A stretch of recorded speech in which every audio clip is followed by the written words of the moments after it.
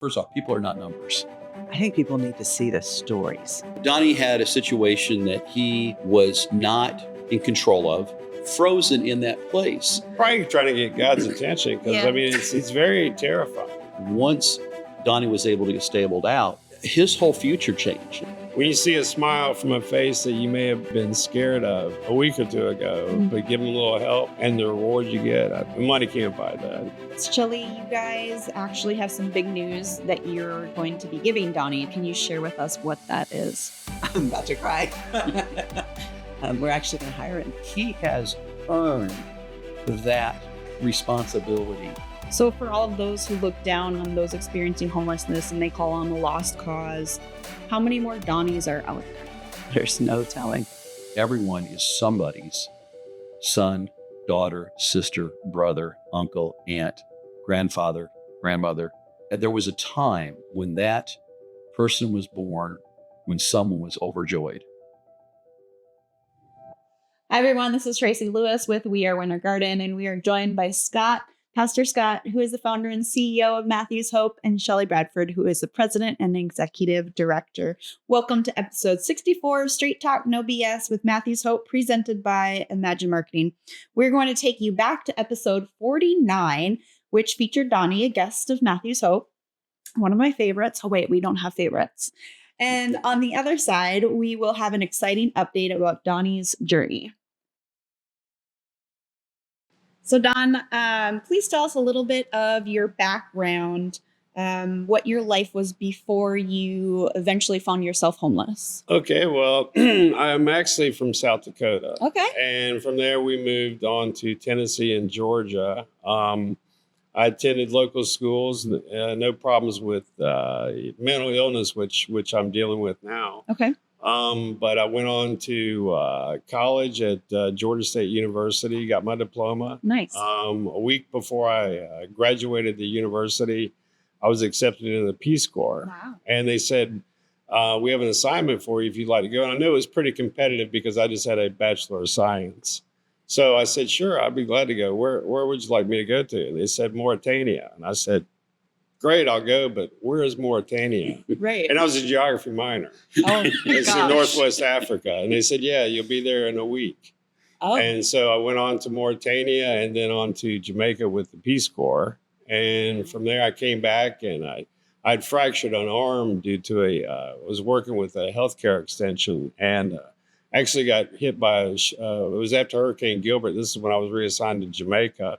And I was hit, the Mercy ship was there from England, and I was on a motorcycle and we collided, so I broke my arm. That kind of ended my Peace Corps career.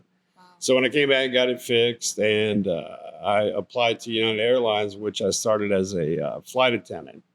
And my first base was Chicago, and from Chicago I went to Honolulu, and I was there for 12 years. Okay. Then basically I started getting these manic episodes where I just take off. And that's where my illness is. It's called bipolar. Okay. Now they're treating it with a drug called Abilify, which Scott and them helped me get onto at Matthew's Hope. Okay. And it's a miracle drug with bipolar because I didn't mean to jump around, but No, you're basically great. one shot a month and I'm good. No pills. And this is something I've struggled with since United. And then after United, I went into real estate. And how I finished my last day at United, I was flying from Paris to Washington, Dulles. And I decided I had a manic episode, didn't know what to do. And went and sat in first class for the remainder of the flight. Okay. And then I just walked away from the job. And that's kind of what manic does in the bipolar illness field, which is, up until that time, and that was in my 40s. Okay. Then I ended up with Scott and him I was living at Target in Orlando. They somehow allowed me several months to stay in their stairwell. Okay. And so I was it was a bunch of guys say, hey, we're going up to Pine Street to they come out and they have lunch and you can get some clothes and stuff like that. And I wasn't doing anything else, so I said sure. So I had enough to walk up to Pine Hills with these other guys, and Scott and him were there in their mobile unit, and Scott came up and talked to me and said, hey, here's some lunch for you. He said, we got clothes too. I said, I'd really like to get a pair of jeans. Mm. And then thinking, and this guy said, well, we don't have any in your size, but if you come back next week, we'll see if we have some by then. I said, okay. So I came back in a week, and sure enough, they had a pair of jeans that fit. And that's a big deal when you're on the street to get a clean pair of socks and a pair of jeans. Mm. Some I don't know if Donnie remembers this, but Probably not. Well, just as like Target's trying to realize that they had a tenant, but we joke about it a little bit. But here's the seriousness of it. Also, is that Donnie had a situation that he was not in control of. He was not able to get the care. And quite honestly, at that point in his life, he was just looking for some basic needs to be covered. Mm-hmm. But one of the cool things that happened is he came up to me. Some of our non-English speaking guests asked if they could have some Spanish Bibles. So we had ordered Spanish Bibles for them. And at this particular stop, we had a number of folks and we're giving them out. And Donnie comes up to me and says, what are you passing out there? Mm-hmm. And because he's a pretty avid reader, and I said, well, they're Bibles. I said, I'd be happy to give you one. And he goes, no, thanks. And he goes back and he sits down. And a few minutes later, I had given glasses to somebody, Mm-hmm. and Donnie walked back over and he says, were those glasses? And I said, yeah, they're readers. I mean, we carry some readers. And he said, could I have a pair? Well, absolutely. So he tried on a couple of pairs. He found a pair that he could read with. And he says, can I have one of those Bibles now? Oh. And as we're pulling out, we have a picture of him sitting. There was like a half wall, if you will, Mm-hmm. off this property. And as we're pulling out, we have a picture of Donnie sitting there with the glasses on, reading the Bible. And that was my second experience with Donnie. But after a while, because bipolar often doesn't show itself all the time, is that, we're seeing Donnie, I'm asking, why are you out here? You don't seem to You have a degree, you've had prestigious jobs. You've done all these things, and why are you out here? And the reality at that time, I'm not sure he really fully knew why he was out there. He knew things weren't right. Right. But is that fair to say? With bipolar, a lot of things is really hazy. You really, when you get manic, you really forget. Before I really got on this medication, it was like, who are you talking to? Mm. Because really, you hear voices. And did it just kind of happen too? Because I feel like you didn't have it when you were it was later younger, in life, and they said it's unusual, but it does happen. And it's just, unfortunately, it just happened later in life. And the thing about it is, without this Abilify, it's very frustrating because it's hard to diagnose. There's like 3 series of bipolar. Okay. And it's hard for people very reluctant to take their medication. Now, I'm one of those people, so I'm not very unusual as far as the illness goes. But as far as maintaining it, because the drug that I'm on now is it's $3,000 a shot. $3,000 a shot. $3,000 a shot. How does anybody afford that? I get assistance. Matthew's Hope. I'm gonna get assistance to the pharmaceutical company. Okay.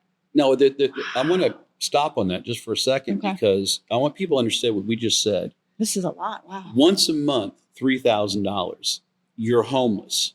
That's more than my mortgage. Okay. Now, here's what's an interesting fact is that to incarcerate a homeless person, studies have shown costs $45,000 to $55,000 a year to do that. If we use money more wisely, now we have someone who is on his medication, productive member of society, caring for himself. The point is we got to better invest how we're spending money. And fortunately for Donnie is it went through some various medications before we got to the right ones this particular one that worked. Right. And that's true with most people. And the challenges are 2 things. One, when you're homeless, you're moving constantly. So for us to track you down and make sure you make your doctor's appointment and we can go and we can track how the medication's working is very difficult. Well, Donnie worked his way into our transitional housing. So in that, we were able to have constant contact with them, and we were able to sit there and see.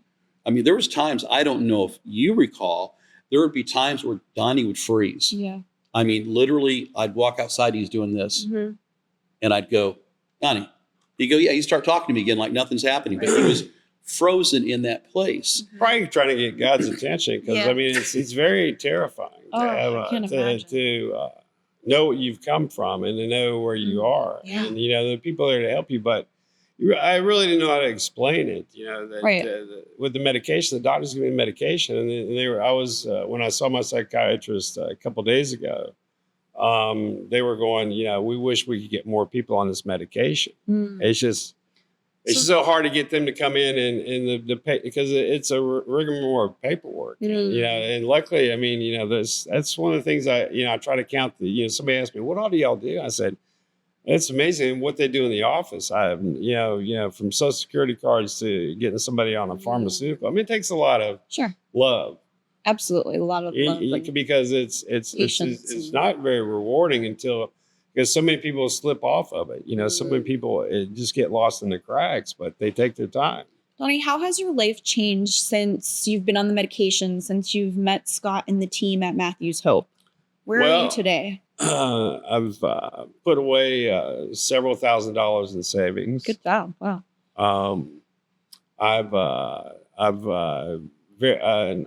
active in the church. You know, Okay. back with the church family. I just started working for Garden Theater. Downtown Winter Garden. Right, it's Okay. a part-time position, and I'm I am getting a little disability for the offset of what the bipolar has done.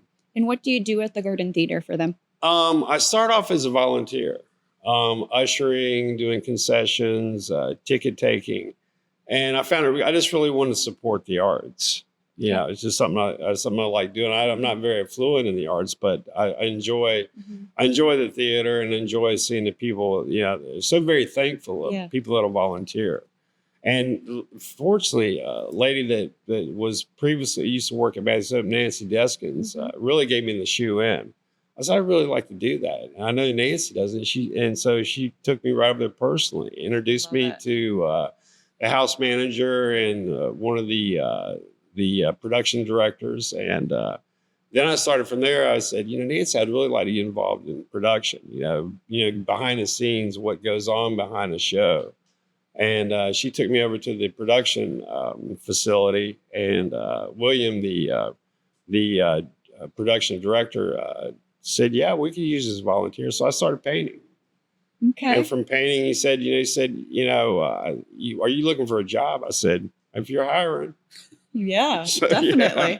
So it started from there, and then we were loading up the truck to do a load in for the Pippin show. Okay.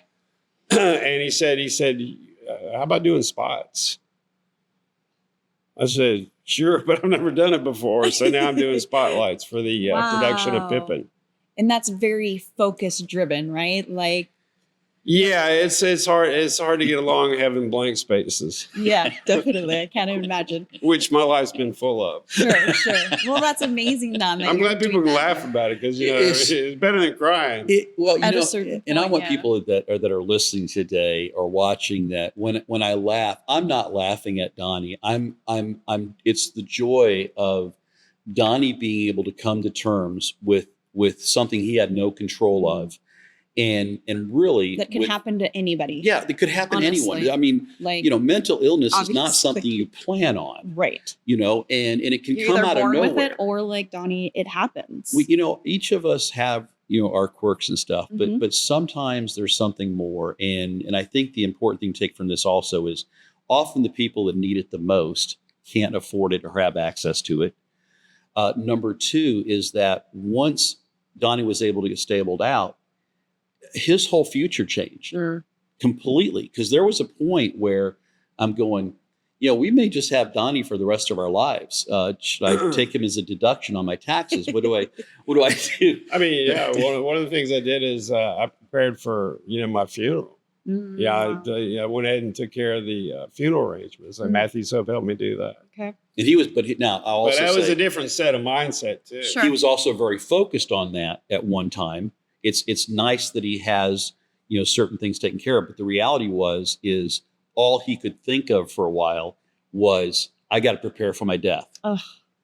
And so it was almost constant, and it's like it was just a drive. I got to do this. I got to do this. Yeah. and to watch him recapture his life, you know, I have to admit, I take some personal joy in that because, as Donnie's even recognized, he's been around long enough that he has seen people come and go.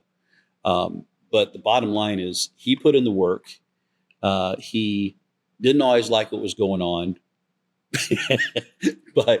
but he recognized that there were people around him that loved him and cared for him, and was willing to work alongside him, walk alongside this journey with him. That's great. Yeah, one thing about Matthews Hope, they won't let you fail. It's very, very driven program. It's They're right by you. You know, you're going to be here 6 days a week. You're gonna go to a facility to find your higher power. You're going to clock out to do this, and you're not going to do that. You're not going to do that. So it's They're there to help you. So really, it drives you. It's frustrating. At first, it's a little scary, and then it's like, oh my God, what today? So Don, let's talk about that a little bit. Where are you living right now? I'm living in one of Matthews Hope's transitional houses. And what does that mean? Are you in the Moving Forward program? Can you talk a little bit about that? Yeah, I'm in the Moving Forward. And basically, it's structured to get you situated to move out on your own, which I'm preparing for. And, you know, it's not rent, but it's program fees, which you kind of participate with points or, you know, and then I have a little bit of a pension. So they kind of offset a little bit where I'm paying for. It's like being on your own, but not quite.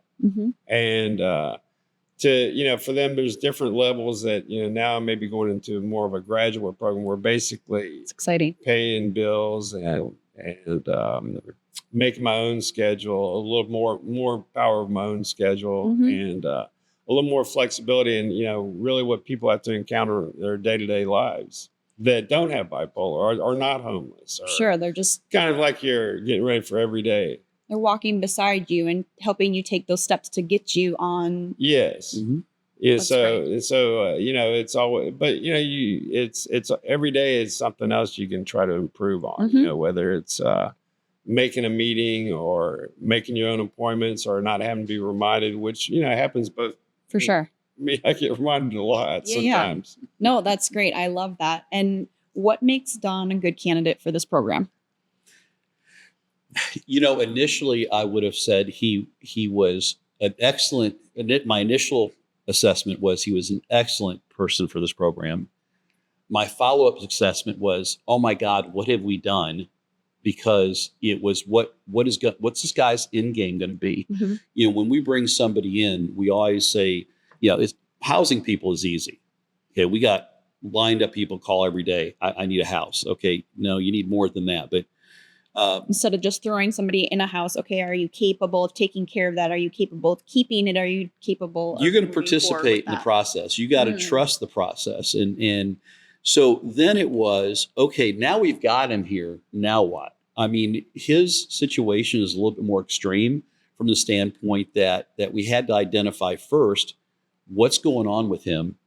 Because he didn't necessarily know at the time, right? Don, you knew something was happening, but not sure what it was. You hadn't been diagnosed yet. Is that with the bipolar or the? With the bipolar. I was diagnosed probably over 10 years ago. Okay. But you didn't have the medication to help you through the. No. Gotcha. So trying to figure out how his particular level of bipolar needed to be addressed, because again, when people talk about mental illness, it's a wide brush, a wide stroke they use. You know, I am categorized as mentally ill because of my depression I've dealt with, and the fact that I try to take my life and things like that.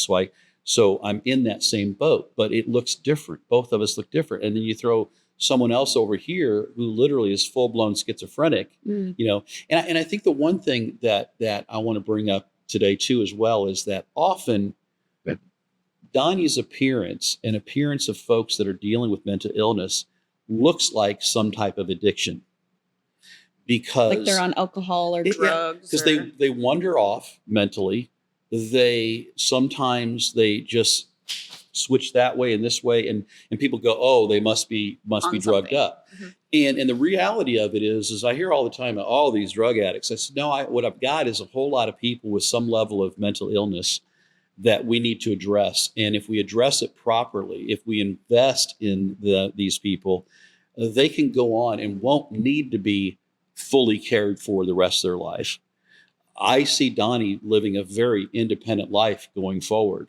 He's getting closer by the day. I would never guess that he was homeless or has. No. You just wouldn't. That's another thing Just about Matthew's seem Hope. They won't let you walk normal. around disheveled. So a lot of it's grooming for Matthew's Hope, But it's one thing I was thinking when Scott was talking is I really like the ability. Now I'm kind of like giving back a little bit, and we're down to one transit bus. Okay. Normally we have two, and actually I've gone from looking for a pair of clean jeans to now I'm driving the bus to pick up guys that want to come over and get the outreach, and they're very thankful. At the end of the day, they're like, Don, you only had one bus, and we knew you'd come. Wow. And he gets it, and he gets the nice thing about it is when I have to admit, I bounce back and forth between our campuses, and when they first said Donnie's driving the bus, I'm going, what? Oh, did anybody think they might want to ask me about that one? Or the insurance broker. And the challenge is, I mean, there's a lot to remember on our routes, and Donnie just nailed it. He just flat out nailed it. And then, unfortunately, like he mentioned, we're a bus down right now. It needs about $12,000 worth of work, and we're not sitting on an extra $12,000 right now. We just don't have it. So we have had to try to do as much with a single bus. That means there's only one way to do that, is to speed things up, speed up the process, and be very, very disciplined in making your stops and getting people moving. And Donnie has been able to do that with very, I mean, really, we haven't had to ask much of him except to say, this is what we got to get done, Don, and he's getting it done. And so we see, I can't speak for him, but I see the joy in him when he's able to kind of reach back to the next guy behind and pull them forward. Right. So that's pretty cool to see.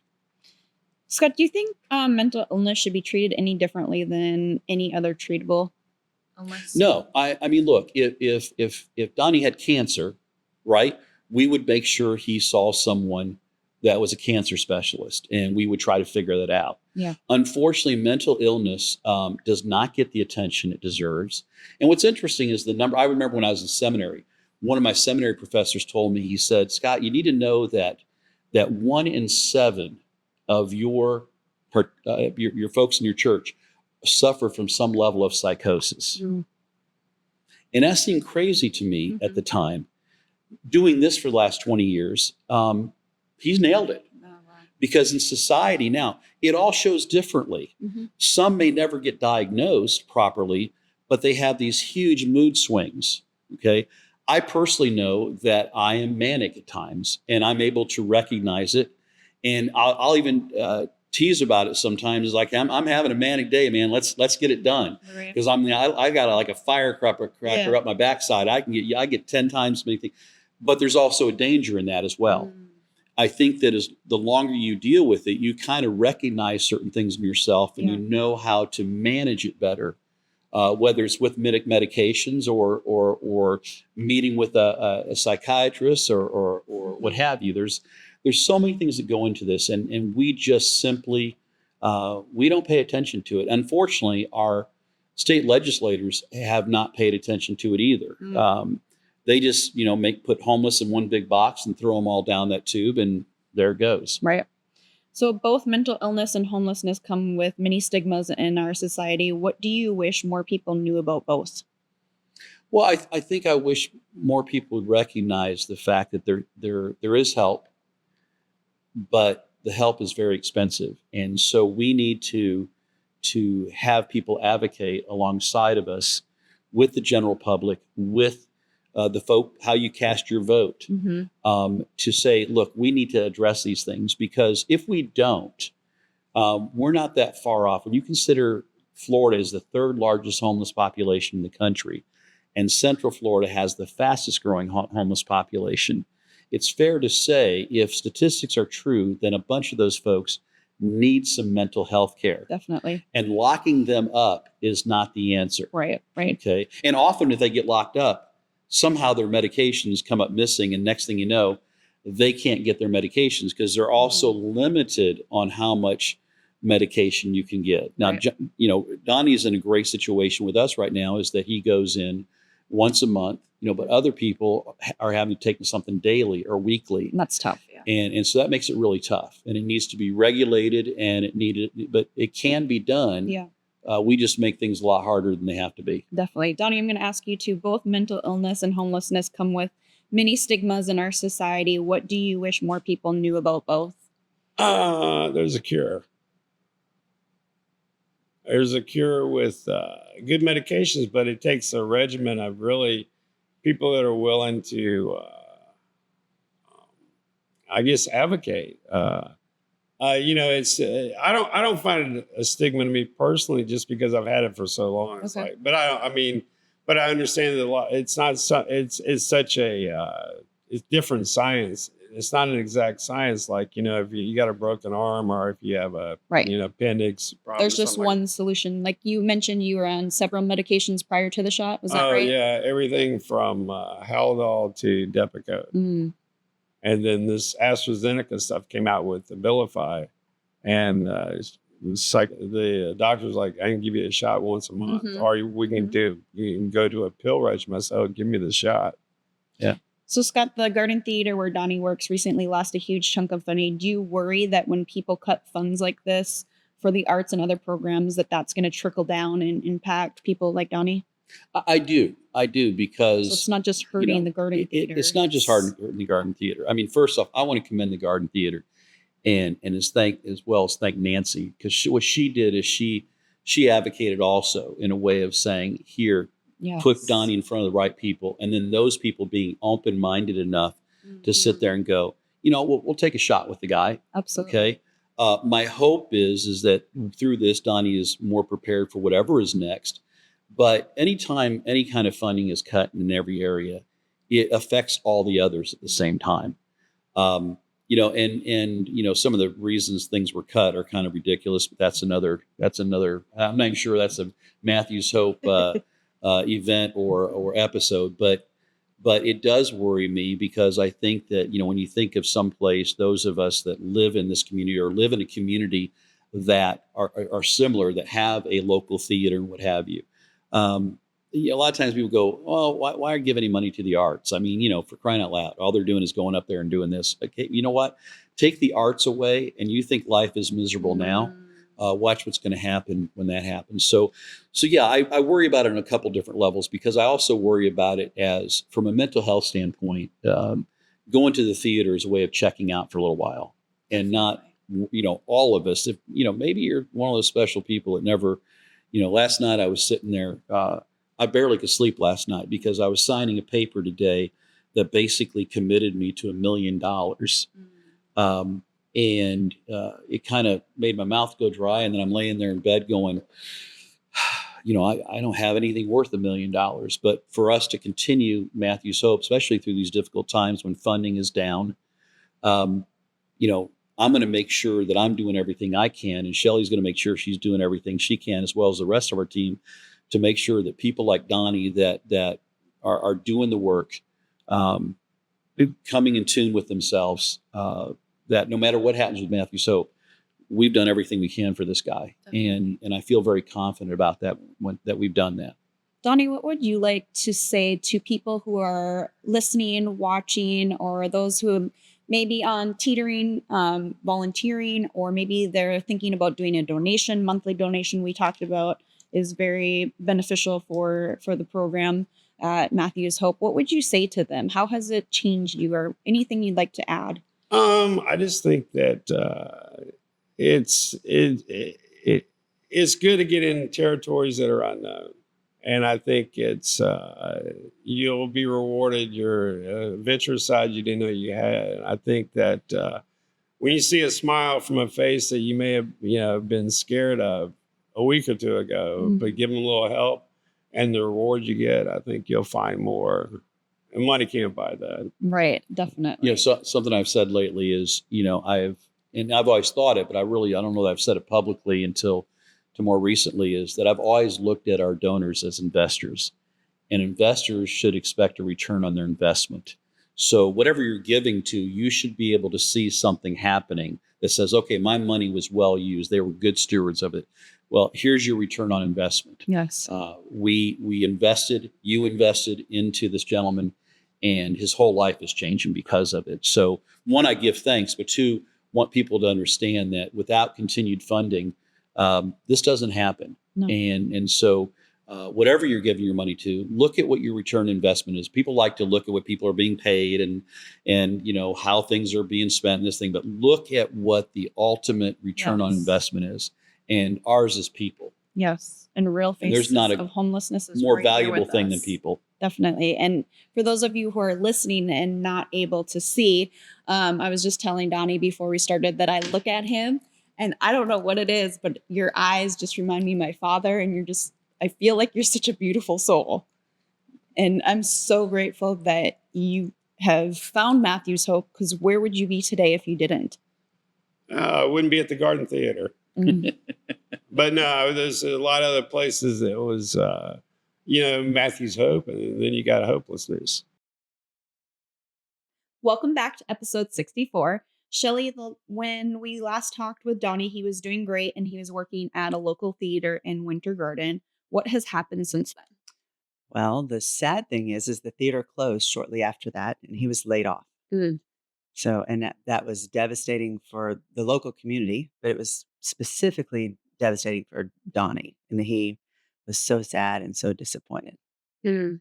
Yeah. It was tough. I think he really, a lot of his life recovering, for lack of a better way of saying that, is that the theater played a role in that, that his interaction with people and just feeling, I think for him was a feeling of value. He really gained a lot of, or just left me a lot of self-confidence. Mm-hmm. Yeah. And his role was pretty technical too. It was. He was talking, he did the lights and the sounds and stuff. And that's very focused technical. Yeah. But it's interesting that sometimes when you talk about someone who has the challenges that Donnie has had, there's this other part of it's almost genius. Okay? For sure. And I think we miss that a lot when we think of people, whether it's special needs or mental illness. There's again so much more. I can remember as a kid my grandmother telling me, don't judge a book by its cover. And I think we're pretty good at that. Yeah. But when you open that book, again, whether it's someone with special needs, and in a way, it's like a special need, but to see, just like I said, to see that light go on, to see him enjoying and be able to share with you what his day was like, what he was doing at work. For someone who had not been working anywhere for quite some time. Shelley, what did Donnie do after the theater closed?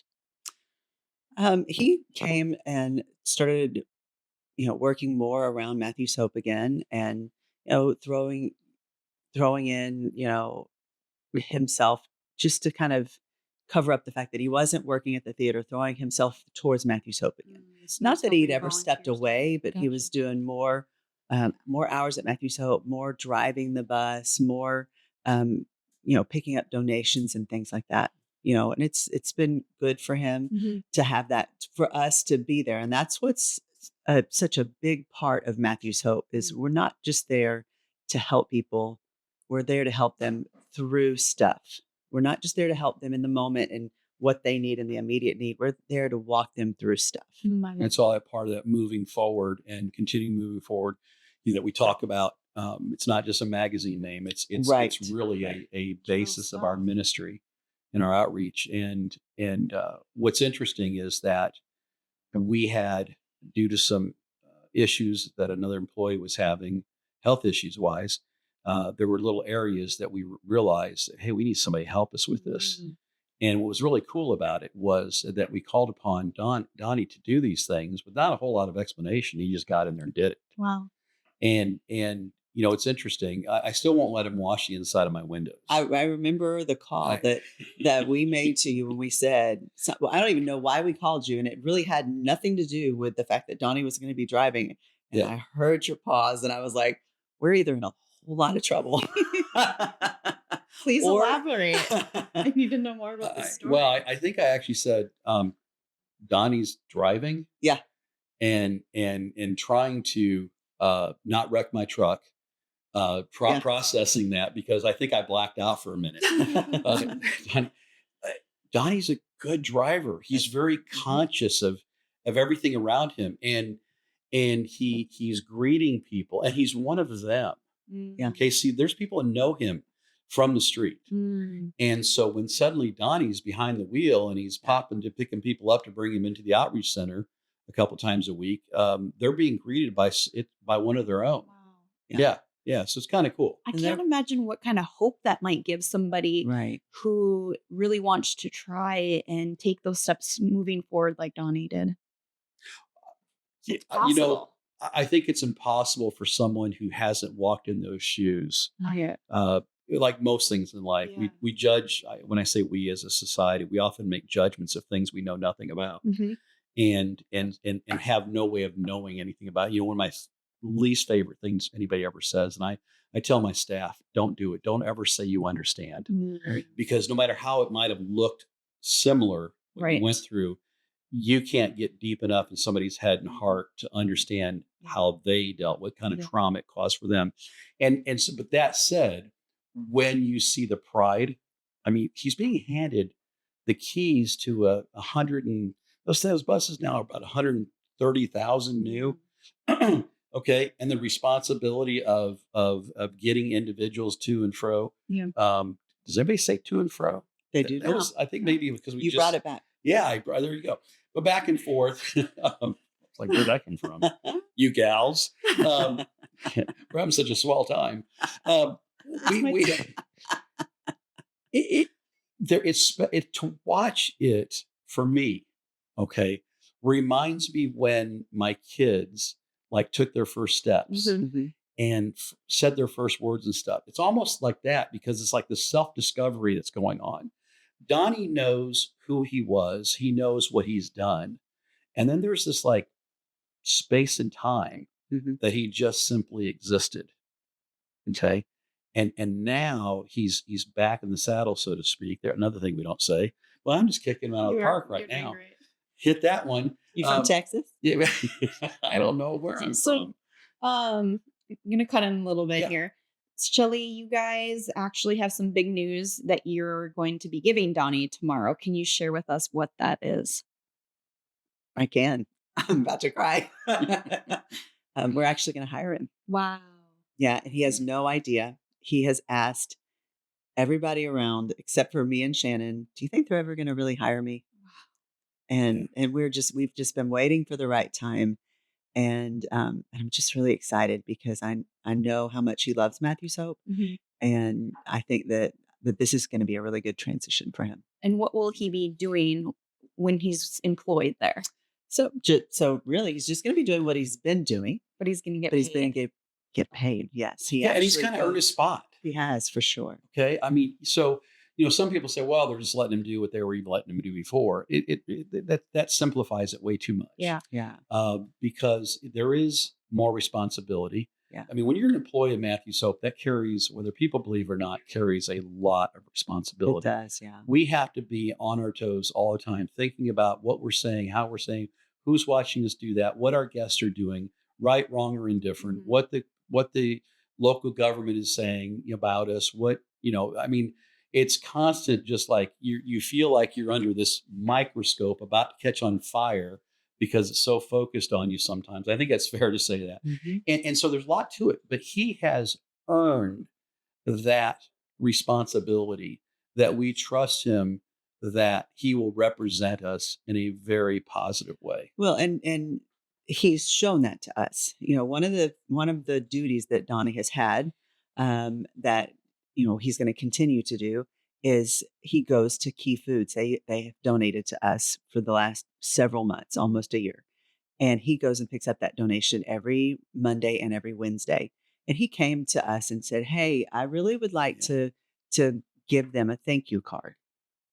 And he initiated getting a thank you card and taking it to them and thanking them for everything they do for Matthew's Hope.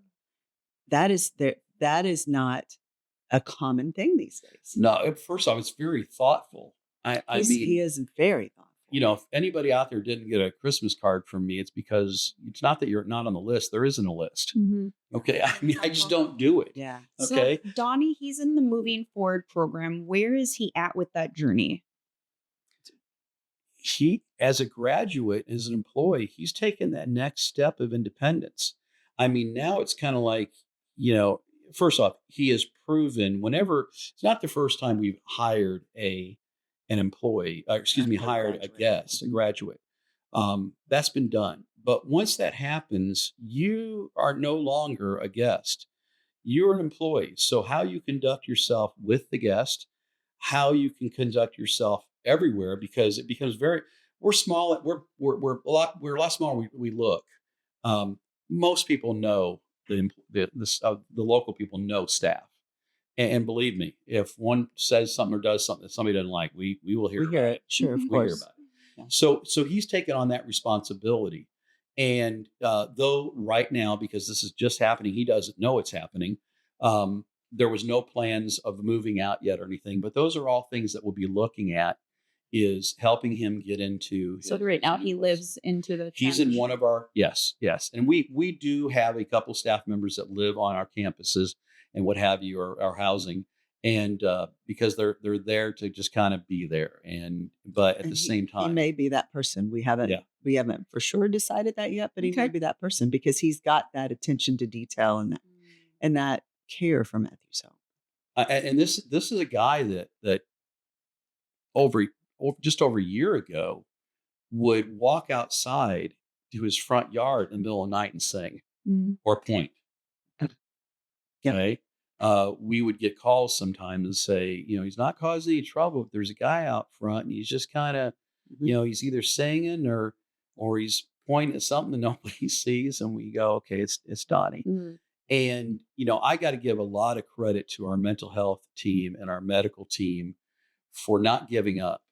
Because if I'm completely honest, I had gotten to the point where I go, guys, what are we going to do? We're going to keep him forever. How do we keep him forever? We don't do that. We're not in a position to do that. We're, he's taking up a spot that somebody else could possibly become independent, self-sufficient. And here, Donnie has become self-sufficient, independent. And you're going, okay, so that's by the grace of God, and I think. I won't take a lot of credit there. I kind of went along with things. I would sit there and say to Shelley or Shannon, I'd say, well, if you can deal with this, then well, and I trust you. That's where I'll give Shannon credit because she pushed him. She pushed him more than he's probably been pushed in a while because people were afraid that he was so fragile. And then, of course, I have Charlene at home who was with me when we first found him. Yeah. And she's in my ear, Donnie's capable of more. Donnie can do this, Donnie can do that. And I'm sitting there going, Charlene, we're not even over in Orange County all the time. You know what? I don't disagree with you, but I'm not there. So why do you think it is so important to introduce people to guests like Donnie through the Real Faces of Homelessness series? I think people need to see the stories. It's, we can tell you the numbers all day long. And honestly, I am not a numbers person. And to me, that's boring. I would much rather hear the heartfelt stories. Yeah. First off, people are not numbers. Okay. Correct. One of the biggest challenges we have is the lack of people able to understand all that Matthew's Hope does. Unless you've taken a tour, it's really difficult to do. And even then, spending 2 hours with me, where I can give you every in and out I can think of in a 2-hour period, you still won't. Yeah. And so it's difficult, like when we have to do reporting, or we're asked to, to do a grant because everything's based on, what's your matrix for this and what's this and what's your success rate and all that. And we're about people and individuals. And I think I would personally have a difficult time standing before my God when it's all said and done and having him look at me and say, why'd you give up? Most people But I'm even a little bit ashamed of it now that I was so on the edge of just giving up. But most people would. They would see him in the state that he is and just give up on him. Yeah. So why didn't you guys give up on him? We always just saw that possibility because he had enough of his wits about him to where when he told us stories of who he was before he received this diagnosis that he has, they were so real you could not believe it, and so you knew he was in there. And how did he go from there to here? And the way he would articulate himself. Yes. He's an intelligent man. So I compare it to this. Okay. The fire wasn't burning, but the pilot light never went out. And his mental illness really didn't show himself initially. We saw little things, but you see things like that from pretty much all homeless people, because I've often said, if you didn't have a mental health issue before you became homeless, you will once you become homeless. Sure. So that part wasn't it. But as it started to just, show itself further, that was when we went, oh, now what? Mom. Okay. So for all of those who look down on those experiencing homelessness and they call them a lost cause, who made their mistakes and they deserve, their fate and why they're homeless, how many more Donnies are out there? Hey. There's no telling. It could be, I wouldn't even know where to start. Right. I wouldn't know where to start. Now, what I tell those people is be very careful of that glass house you're throwing from, because all of us have something. Maybe some of us haven't come to terms with it. Maybe some of us just keep pretending like we don't know, but all of us have something that someone else thinks is wrong with us, or whatever it is, personality disorder, whatever. And I would just sit there and say, the one thing that I'm going to say is, and I don't call myself a Christian, I call myself a Christ follower. What I will say is that by the grace of God, we hung in there, and that everyone, no matter what you may think, is a child of God. And now if you want to take God out of it, okay, everyone is somebody's son, daughter, sister, brother, uncle, aunt, grandfather, grandmother, somebody. There was a time when that person was born, when someone was overjoyed. Yep. And didn't have a choice in what was next. But my point being, more than anything else, is before you judge that book again, you might want to turn a page or two, because you might find it to be really damn interesting. And then you might find there's something there that your life would have lacked had you not known. Definitely. And I will tell you, knowing Donnie and some of these other folks have made my life richer in ways that there was no way I could get any other way. It's just not possible. There was just no way to find that richness in life. Well, I thank both of you and your team for continuing with Donnie and for helping him build that. Well, he's getting there, right? It's going to be fun watching the next chapter of the story unfold. Yeah, for sure. And here's the cool thing: is God's allowing us to be in the audience of His life. Yeah, right. And that's it's kind of like front row seats to one of the best shows you're ever going to be part of. That is so great. Well, if you are like me and want to help more people like Donnie, we invite you to do that. It's easy as liking, sharing, subscribing, being a donor every month, or coming to volunteer even. You can get all the information on the social media or Matthew's Hope social media or their website. And we hope to see you next episode. Thank you.